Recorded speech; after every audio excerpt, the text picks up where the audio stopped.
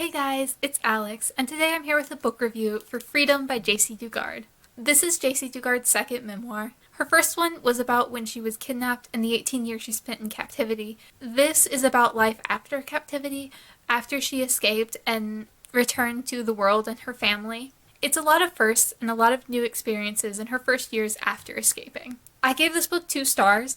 I always feel bad when I don't like books like this, especially this one, because this is so much about her healing.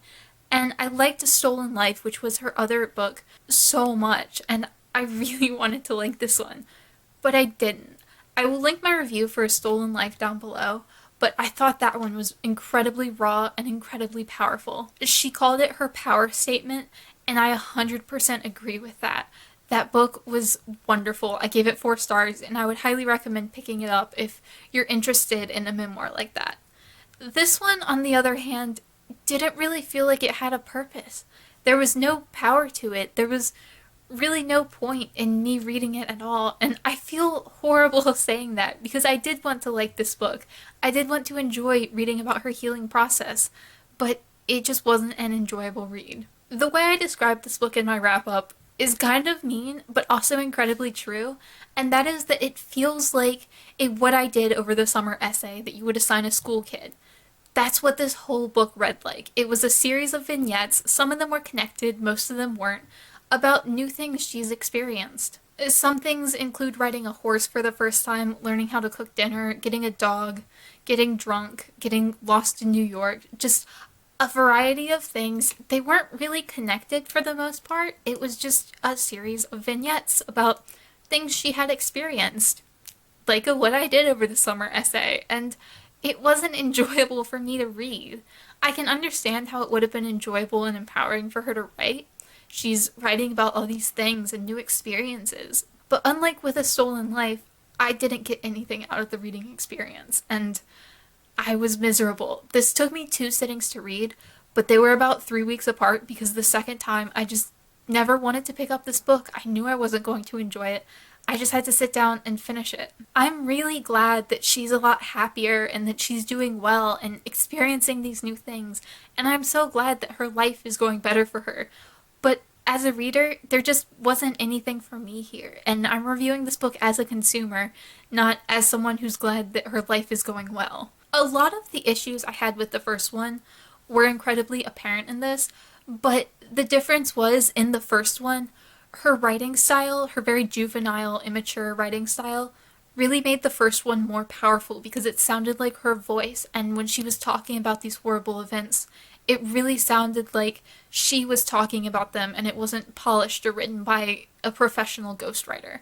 In this, however, because she wasn't talking about anything particularly powerful, she was just talking about, oh, this time I went to a restaurant, the first time I was able to go to a sit-down restaurant. There wasn't really any point to it. It was just, this is what I experienced. It was a cool restaurant. The food was good. They gave us free food. It was nice. It was the kind of thing where I felt like I could have been a teacher reading this to grade it for a student because it read that way. It felt very stream of conscious, like she didn't go back and edit, like probably like minor editing issues I'm sure took place. I'm sure this was polished after she wrote it.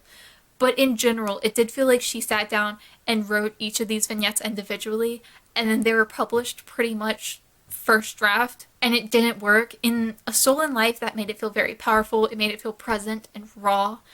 This, it just made it feel worse.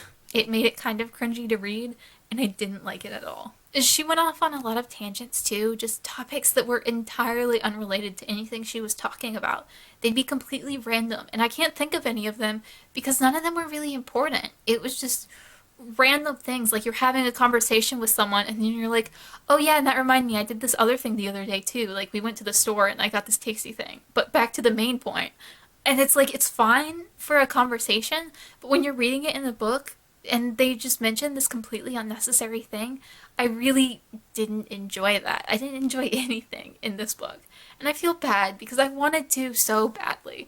I wanted this to be as worthwhile as A Stolen Life. I wanted to love this, and I wanted to be so glad that she was healing and doing better, and I didn't. This wasn't a powerful book. This was kind of cringy and just unnecessary. This was one of those books that didn't need to exist, and I feel bad.